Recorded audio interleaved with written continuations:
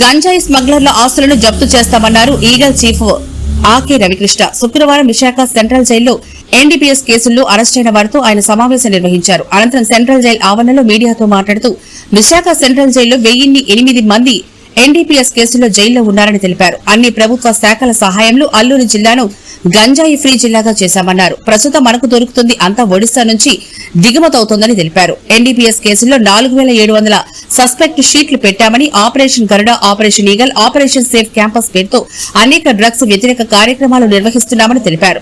త్వరలోనే డ్రగ్స్ వద్దు బ్రో అనే కార్యక్రమం ప్రారంభిస్తున్నట్టు తెలిపారు. ఎన్డీపీఎస్ కేసులు ఒక అధ్యయనంలో భాగంగా ఈరోజు విశాఖపట్నం సెంట్రల్ ప్రిజన్ రావడం జరిగింది. ప్రత్యేకంగా ఇక్కడ కన్విక్టెడ్ క్రిమినల్స్తోని ఇంటరాక్ట్ అవ్వడం జరిగింది. ప్రధానంగా చాలా ఎక్కువ మంది ఎవరైతే ఈ కన్విక్ట్స్ ఉన్నారో వాళ్ళలోని ఎన్డీపీఎస్ చట్టం మీద పూర్తి అవగాహన లేకపోవడం వల్ల దానివల్ల కూడా చాలామంది ఈ కేసుల్లోని ఇరుక్కుంటున్నారని మాకు తెలిసింది. సుమారుగా మనకి ఇక్కడ 1008 మంది మొత్తం ఎన్డీపీఎస్ కేసుల్లోని ప్రిజన్లో ఉన్నారు. సుమారుగా 1800 మంది మొత్తం టోటల్ వ్యక్తులు ప్రిజన్లో ఉంటే, అంటే ఎక్కువ మంది ఎన్డీపీఎస్ కేసుల్లో ఉన్నారు.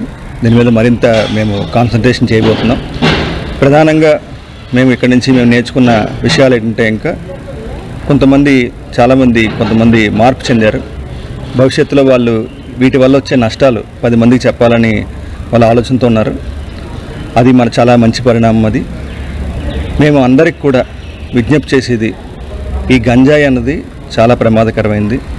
దయచేసి గంజాయిని ముట్టుకోవద్దు. ఈ గంజాయికి సంబంధించిన వ్యాపారులు ఎవరైనా మీకు కలిసినా 1972కి మీరు సమాచారం ఇవ్వండి. ఈగల్ వ్యవస్థ ఉంది. ప్రస్తుతం మనకి ఆంధ్రప్రదేశ్లోని ఒక వివిధ ప్రభుత్వ శాఖల సమన్వయంతో ఏఎస్ఆర్ జిల్లాలోని పూర్తిగా మనం పంటని ధ్వంసం చేయడం జరిగింది.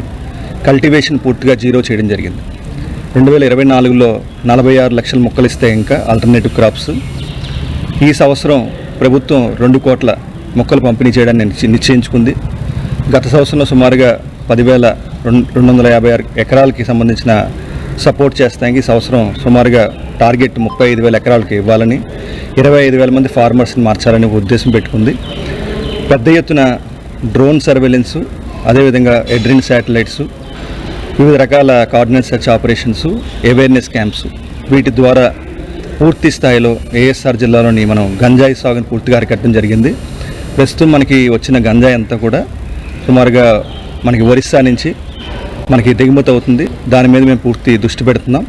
సుమారుగా 81 చెక్ పోస్టులు, అంతర్రాష్ట్ర చెక్ పోస్టులు అన్నీ కూడా పటిష్టం చేయడం. ఇటీవల కాలంలో మనం పట్టుకున్న కేసులన్నింటిలో కూడా అవే కేసులు ఎక్కువ మనకి నమోదవుతున్నాయి. వాటి ద్వారా కూడా మనం ఆపడానికి ప్రయత్నిస్తున్నాం. అదేవిధంగా ఇప్పుడు మేము ఈ విజిట్ తర్వాత ప్రధానంగా మేము నేర్చుకున్నది, ఎవరైతే ఒక్కసారి ఈ కేసులో పట్టుబడి జైలుకు వస్తున్నారో మళ్ళీ బయటికి వెళ్ళి అటువంటి కార్యక్రమాలు చేయకుండా అతను ఆపాల్సిన పరిస్థితి చాలా ఉంది. 2 కేసుల్లో 3 కేసుల్లోని వచ్చిన వ్యక్తులు ఖచ్చితంగా వాళ్ళు పూర్తికాలం జైలు శిక్ష అనుభవించే అవకాశం ఉంటుంది.